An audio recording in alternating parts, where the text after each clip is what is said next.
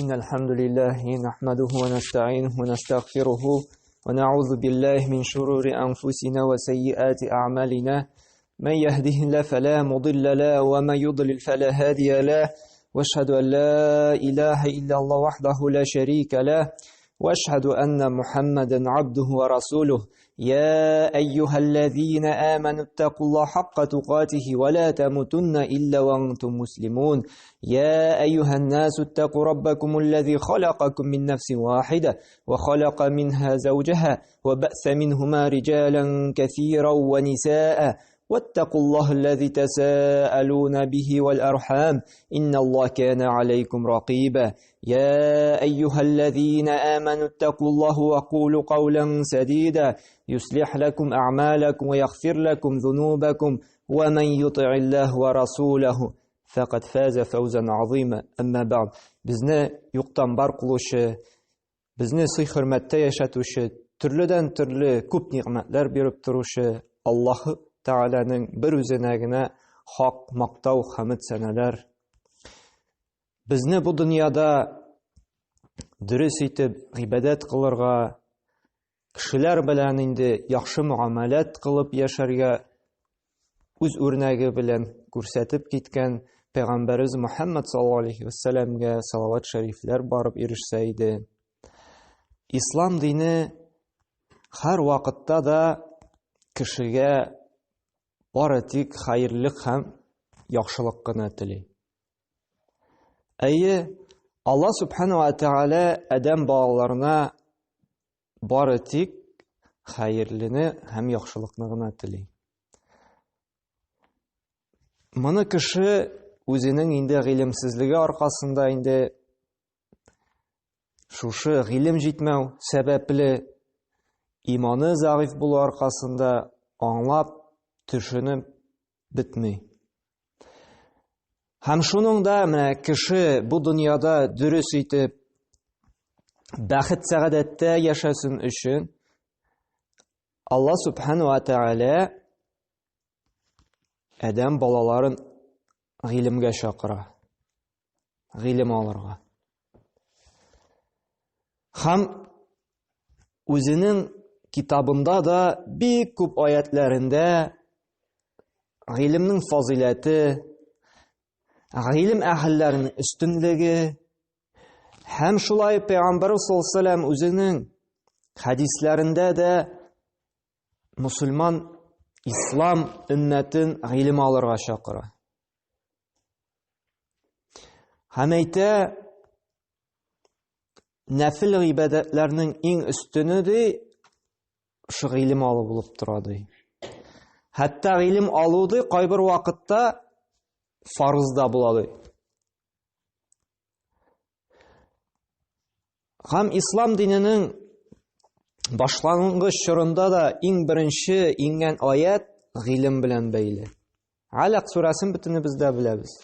Иң беренче Пәйгамбәр саллаллаһу алейһи ва сәлләмгә инде нәрсә? Иқра бисми раббикаллази халакты.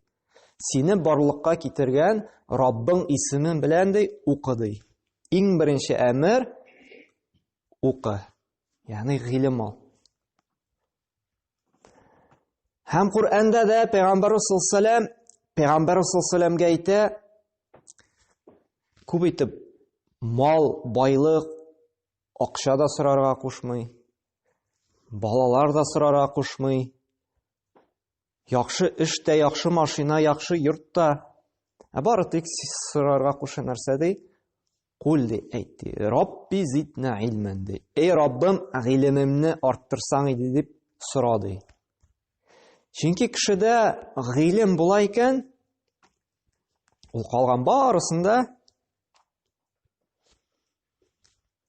киләчәк, табачак, булдырачак. Гыйлем булмаса инде киресенчә булган әйберне дә юк итәргә мөмкин. Һәм Аллаһ Субханаһу ва Тәгалә гыйлем алып гыйлем таратучыларны Пәйгамбәрләрнең варислары диде. Ма дәлил булып тора инде Пәйгамбәр саллаллаһу алейһи ва сәлләмнең инде хадисе шушы гыйлем әһелләре ди алар пәйгамбәрләрнең варислары. Чөнки пәйгамбәрләр дирхам да, динар да калдырмый, әмма ләкин гыйлем калдыра. Ни өчен соң гыйлем алырга кирәк? Гыйлемгә омтылу ни өчен безгә кирәк ул? Әгәр дә кеше гыйлем алмый икән, гыйлемгә омтылмый икән, ул халал белән харамны аермаячак. Ул халалын да ашый, харамын да ашый. Ул нәрсә яхшы, нәрсә гынахлы, ул аны аермаячак. Яхшы изгесен дә эшли, ул шул вакытта гынахлы гамәлен дә эшли. Һәм шуның белән бу дөньяда да Аллаһның газабын, җәзасын алачак, һәм иң куркынычы ахират көнендә дә Аллаһның газабына дучар булачак. Бүген көндә дә бит гыйлемсезлекнең әсәрен без күреп торабыз. Шуң хәтлек инде гыйлемсезлек киң таралды. Бер яктан инде ул шушындай интернет, телевидение шелтәрләре булып бит инде ул кимергә тиеш гыйлемсезлек. Шуң хәтлек күп мөмкинчелек ачылды безгә гыйлем алырга. Ә карасаң, елдан-ел гыйлемсезлек арта гына бара. Бүген көндә дин тотучылар да кайбер зур гынахларны уланы гынах икәнен дә белми. Уланы гадәти бер эш кебек кабул итә. Алыйк риба мәсьәләсен. Шуң хәтлек киң таралды. Әле аны харам дисәң, син белән тарткалаша башлый. Юк, шунсыз яшәп булмый ди. Аллаһ Тәгалә яшәп була ди, яшәде. Юк ди. Үзен Аллаһтан өстенрәк булып, Аллаһтан күбрәк белгән кебек алай яшәп булмый дип синең белән тарткалаша башлый. Хәтта шундыйлар бар, ул яшьтәге үзен мусульман дип санап йөри, насихат кыласың, әзрәк кенә инде балаларыгызга игътибарлы булыгыз. Начарак гамәлләр кылалар бит, начарак юлда йөриләр бит. Никахсыз яшиләр бит дип кайбер насихат әйтеп куясың. Яшәп карасыннар әле, никахка әле иртәрәк. Бу ата-ана үз баласын үз куллары белән зинага чыгарып җибәрә. Әле яклый, никах укыттыр дисәң, яшәп карасыннар әле, белсеннәр әле белмерсен. Менә бу гынахларның таралуының сәбәбе һәм аны үзебез без шулай кирәк халал дип уйлау гыйлемсезлек аркасында. Хәтта кеше намаз укый, дөрес итеп тәһарәт ала белмәскә мөмкин. Мәчеткә йөри, 5 вакыт намаз укый. Шулай бер мәҗлестә булырга туры килдек тә, бер кеше белән инде намаз вакыты җитте, я хәзрәт, мәйтәм, намаз укыйбыз. Бәдрәфкә кирип чыкты да, кулын битен сыпырды да, әйдә ди, мәйтәм, тәһарәт алмадым бит. Алдым бит инде менә ди, туалетка кирнеп битне юдым ди. Мәйтәм, тәһарәт шушы буламыни. Ә кеше мәчеттә эшләүче бу кардәшне теге дәрәҗәсен төшереп әйтү түгел, әйтәсем килә, гыйлемсезлек шуның хәтлек үтеп керде, без гади генә мәсьәләләрне дә белмибез. Тәһарәт тала белмибез. Белү генә түгел, без белергә теләмибез дә. Бүгенге көндә бөтен шартлар тудырылган. Юк, безгә кирәкми гыйлем. Әйе, эшләргә кирәк, кәсеп кылырга кирәк. Акча табырга һич шиксез. Әмма ләкин бит кәсепнең дә, мал табуның да шартлары бар. Әгәр дә син сәүдә белән шөгыльләнергә теләдең икән, Аллаһ Тәгалә фарыз итеп куйды, ничек итеп син халал юл белән кәсеп итәргә тиешсең, син өйрәнергә тиешсең. Сәүдәгә кирип китәләр, кайбер кардәшләр акча табалар, соңыннан килә, хәзрәт, эш бармый, булай тегеләй, нинди эш эшлисең? Менә шушындый кәсеп, бу бит асылда харам, мондый муамәлә бит кылырга ярамый. Шуңа күрә менә эшкә керергә телибез икән, кәсеп итәсебез, сәүдә башлыйсыбыз килә, иң беренче без әле гыйлем алырга тиешбез. Без сорарга тиешбез гыйлем әһелләреннән, эзләнергә тиешбез. Аллаһ Субханаһу ва Тәала нәрсә Куръанда фас'алу ахли зикри ин кунтум ла та'ламун ди. Әгәр дә сез белмисегез икән ди, сорау туды икән ди, сез ди гыйлем әһелләреннән сорарга тиешсез ди. Бурыч булып тора. Бөтен кеше бөтен нәрсәне белеп бетерә алмый, әмма ләкин белмәде икән без сорарга тиешбез. Белемсез рәвештә, белмәгән хәлдә без эшне башларга тиеш түгелбез. Эшебезгә, сүзләребезгә караганда иң беренче гыйлем булырга тиеш. Аллаһ Субханаһу ва Тәала Куръанда әйтә: "Фә'ләм" ди, белде. Белергә әмер итә. "Аннаху ла илаха илляллаһ фастагфир ли занбик" ди. Белде, белергә куша. Аллаһтан башка гыйбадәткә лаеклы зат юк, һәм гөнаһларына истигъфар кылды. Гыйлем сүзгә, гамәлгә кылганчы иң беренче булырга тиеш. Намазга басырга булдың икән, иң беренче сорарга өйрәнергә тиешсең. Ничек дөрес итеп камил рәвештә тәһарәт алырга? Ничек итеп намазыңны 5 вакыт рәвештендә аның нинди фарызлары бар, нинди сөннәтләре бар, аның нинди шартлары бар, син сорап өйрәнергә тиешсең. Һәм хәзрәт синең артыннан йөрергә тиеш түгел, әйдә өйрәтәм, әйдә хәреф өйрән, әйдә юк. Гыйлем артыннан син йөрергә тиешсең, сиңа кирәк, синең җәннәткә керәсең бар. Хәзрәткә кирәкмәй, хәзрәтнең үзенең җәннәте бар. Үзенең җәннәте түгел, үзенең җәннәткә керәсе бар. Без шуны аңламыйбыз. Уйлыйбыз, гыйлем алу ул хәзрәткә кирәк, хәзрәткә шәкертләр кирәк. Юк. Ул һәрберебезгә кирәк. Гыйлем артыннан кеше үзе йөрергә тиеш. Синең бит бу дөньяда бәхетле яшисең килә. Бәхетле яшәп була Аллаһ кушкан әмерләрне үтәп. Нинди әмерләр кушканын без кая белә алабыз, әгәр дә аның турында өйрәнмибез, гыйлем алмыйбыз. Барыбызның да рәхәт тормышта яшисебез килә, бәхетле булып. Әмма ләкин ул безнең телдә генә, гамәлләрдә чагылыш тапмый.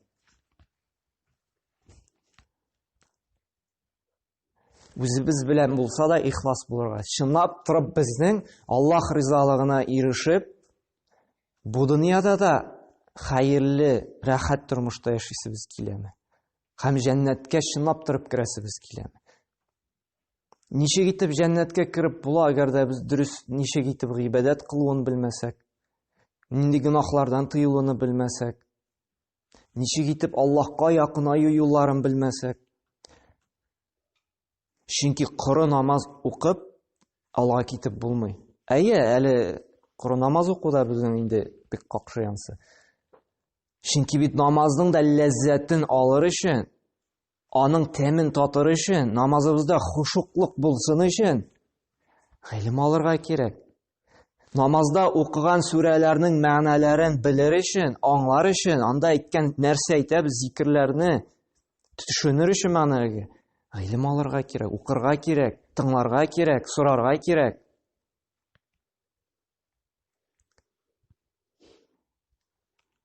Чөнки бит Пәйгамбәр саллаллаһу алейһи ва сәлләм дә әйтте: гыйлем алу ди, өйрәнү ди, җәннәтнең иң кыска һәм җәннәткә якынайта торган юлларның берсе ди. Ман салака тариqan yaltamisu fiha ilman sahhala Allahu bihi tariqan ila al-janna ди. Кем ди гыйлем юлына басты ди, ягъни шушы дин юлын өйрәнүгә инде. Ул җәннәт юлын үзенә җиңеләйтте ди, якынайтты ди. Чөнки ул беләчәк, ничек итеп җәннәткә эләгергә, нинди гамәлләр эшләргә кирәк, нәрсәләрдән тыелырга кирәк, кайбер шикле гамәлләрдән гомумән ерактырга кирәк. Әгәр дә ул аны алмый икән, ул бит инде киресенчә җәннәттән ерагаячак. Һәм тагын да куркынычы нәрсә? Әгәр дә кешедә шундый гыйлемгә омтылу дигән теләк юк икән, Куръан укырга өйрәнергә, аның мәгънәләренә төшенергә, дугалар ятлау, сүрәләр ятлау, вагазлар тыңлау, китаплар уку, вагазларга йөрү. Бу бик куркыныч. Аллаһ Тәгалә димәк мондый кешегә инде хәерлек теләми. Һәм моңа дәлил Пәйгамбәрбез саллаллаһу алейһи ва сәлләмнең сахих хәдисе Муслим җыендыгында килә. Мән юридиллаһ бихи хайран юфаққиху фид-дин. Кемгә ди Алла субхана ва тааля ди хәерлелек тили ди, ул аңа диндә аңлау бирәчәк ди. Ә диндә аңлау булсын өчен нәрсә кирәк? Гыйлем кирәк. Һәм шатландыра да бу хәдис, әгәр дә без гыйлемгә омтылабыз икән, һәр вакыт, һәр көнне без Куръан укыйбыз икән, дини китаплар укыйбыз икән, вагазлар тыңлыйбыз икән, сорыйбыз икән, шатланырга кирәк. Димәк, Аллаһ хәерлек тили безгә. Шушы гыйлемне биреп, шушы гыйлем белән үзебезне үзгәртеп, Аллаһ Тәгалә тили безнең җәннәтле булуыбызны. Шатланырга кирәк. Әгәр дә шушындый бездә теләк бар икән, әгәр дә андый гомумән теләк юк икән инде, бу бик куркыныч хәл. Бу бик куркыныч һәм бик аяныч. Чөнки бит менә төрле бәла-казаларга юлыгабыз, төрле проблемалар чыга. Аның бит бер сәбәбе менә шушы безнең гынахлар. Кешенең шундый проблема чыга да һәм уйлый, нәрсәдән каян килеп чыкты икән дип. Шушы гынахлар аркасында Аллаһ Тәгалә шундый җәза җибәрә, шундый авырту, берәр проблема. Ни өчен шушы гынахны эшләде ул? Чөнки ул аны белми. Ул аның гынах икәнен. Менә шуңа да, мөхтәрәм кардәшләр, безгә тырышырга кирәк, көн сайын күпмедер вакытны билгеләп, Аллаһ Тәгаләнең динен өйрәнергә. Анда кем күпме булдыра ала? Ярты сәгатьме? 1 сәгатьме? Сәгать ярым, 2 сәгатьме? Куръан укырга, тәрҗемәләрен укырга, төрле динебезне аңлаткан китаплар укырга. Һәм менә бу бөтен фазиләтләр дини гыйлемгә өстенлек бирелә. Әмма ләкин шулай ук галимнәр әйтә, әгәр дә дөньяви гыйлемдә дә ди өммәткә, кешеләргә файда бар икән ди, мусульман кеше һичшиксез ул гыйлемне дә өйрәнергә тиеш. Мусульман кешесе дөньяны да, ахиратны да бер тигез алып барырга тиеш. Әмма ләкин бу дөнья вакытлыча, 3 көнлек дөнья, бүген бар, иртәгә юк без. Ә дини гыйлем ул мәңгелек тормышка, яхшы, хәерле юлга, тормышка илтә торган гыйлемнәрнең берсе. Әйе, без вакытлыча гыйлем алып, бу дөньяның без кайбер эшләребезне яхшырта алабыз. Әмма ләкин мондагысы калачак. Ә менә дини гыйлем инде, анда өйрәнгән гыйлем, аның белән яшәгән тормышыбызның әҗер-савабы ул инде мәңгелектә калачак. Һәм шул сәбәпле Аллаһның рәхмәтенә ирешеп инде без җәннәтле булачакбыз. Шуңа да иң беренче үземне чакырам, һәр вакытта да инде гыйлемгә, һәр көнне күпмедер вакыт билгеләп укыйк, өйрәник, тыңлыйк һәм Аллаһ Тәгалә һәр вакытта да сорыйк. Рабби зидни илман. Эй Раббым, гыйлемемне арттырсаң дип. Аллаһумма фақихни фид-дин. Эй Раббым, бер Аллаһ, динемдә дөрес аңлау бирсәң иде дип, дугаларда Аллаһ Тәгаләдән сорарга кирәк. Чөнки диндә дөрес итеп аңлау була икән, дини гыйлемебез була икән, без тормышыбызны яхшы якка үзгәртәчәкбез. Әйе, кайбер кеше бит уйлый, дини гыйлем өчен вакыт бирмим, дөньяуина алам, чөнки әле дөньяда яшисе бар дип.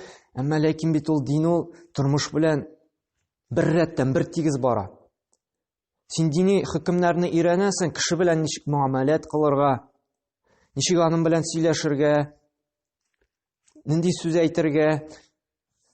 Һәм шушы дини гыйлемең синең бу дөньядагы эшеңдә дә ярдәм итәчәк.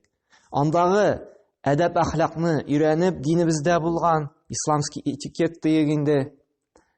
шул әдәп әхлакны үзеңдә булдырсаң, сине кешеләр дә хөрмәт итәчәк. Сине эштә дә яратачаклар. Чөнки безнең динебез гаделлеккә чакыра, әйткән сүзеңдә торуга, һәр вакытта да дөресен сөйләргә, ялганламаска, эшне җиренә җиткереп эшләргә һәм шушы аят хәдисләр белән дәлилләнеп, шушы сыйфатларыңны үзеңдә булдыра алсаң, сине бүтән кеше эшендә дә хөрмәт итәчәкләр. Син эштә дә үсәчәксең. Һәм Аллаһ Субханаһу ва Тәгалә Коръәндә дә әйтә: "Ярфа'иллаһу аллазина аману минкум валлазина утул илма дараджат." Аллаһ Тәгалә сезнең дәрәҗәләрегезне күтәрә ди. Әгәр дә сез иман китерсәгез ди, һәм инде гыйлем алсагыз, гыйлемле булсагыз ди. Менә Аллаһ Тәгалә үзе каршысында да кешенең дәрәҗәсен күтәрә, һәм калган кешеләр арасында да аның дәрәҗәсен күтәрә. Әгәр дә ул иман китереп гыйлем алса. Чынлап та күрәбез бит. Әгәр дә кеше чынлап торып гыйлемле икән, гыйлемгә омтыла икән, гыйлеме белән яши икән, аны кешеләр чынлап торып хөрмәт итә башлый. Кешеләр арасында сүзе үтә башлый, дәрәҗәсе үсә. Әйе, бу тәкәббүрләнеккә, минлеккә әйләнергә тиеш түгел. Ләкин Аллаһ Тәгалә фазиләте гыйлем әһелләренә. Әле гыйлемнең тагын бер шундый фазиләте бар. Әгәр дә без күпмедер микъдарда гыйлем алып, аны калганнарга өйрәтәбез икән, ул кеше шушы гыйлемне кулланган сайын безгә дә әҗере барачак. Мәсәлән, балаларыбызга, оныкларыбызга, берәр дус ишләребезгә Фатиха сүрәсен генә өйрәттек икән, ул Фатиха сүрәсен укыган сайын безгә дә әҗере барачак. Намаз укырга өйрәттек икән, берәр кардәшебезне дөрес итеп, тәһарәт алырга өйрәттек икән, Коръән укырга өйрәттек икән, безгә дә әҗере барачак. Шушы намаз укыган сайын, тәһарәт алган сайын. Һәм һәрбер мусульман өстендә бурыч булып тора, менә белгән гыйлемне тарату. Ни өчен? Чөнки ул аңа файда китерәчәк. Чөнки Пәйгамбәр саллаллаһу алейһи ва сәлләм әйтте сахих хәдисендә: "Баллигу анни валау ая", ди. Миннән бер аят булса да ирештерегез ди. Беренчедән, бу безнең булган гыйлемебезгә бәрәкәт булачак. Аллаһ Тәгалә белмәгән гыйлемне өйрәтәчәк. Әгәр дә без юмарт булсак гыйлем таратуда, һәм инде шушы ирештергән гыйлем белән калганнар гамәл кылып яшәсәк, безгә дә әҗер киләчәк. Шуңа күрә шушы аят хәдисләр инде безне гафиллектән уятып, этәрергә, өндәргә тиеш, гыйлемгә тартылырга, гыйлем алырга, теләк тудырырга тиеш бездә. Әгәр дә без чынлап торып Аллаһка инанып, кыямәт көненә ышанып, җәннәтле буласыбыз килсә. Aqulu qawli hada wastaghfirullahu li wa lakum min kulli dhanbin fastaghfiruhu innahu huwal ghafurur rahim.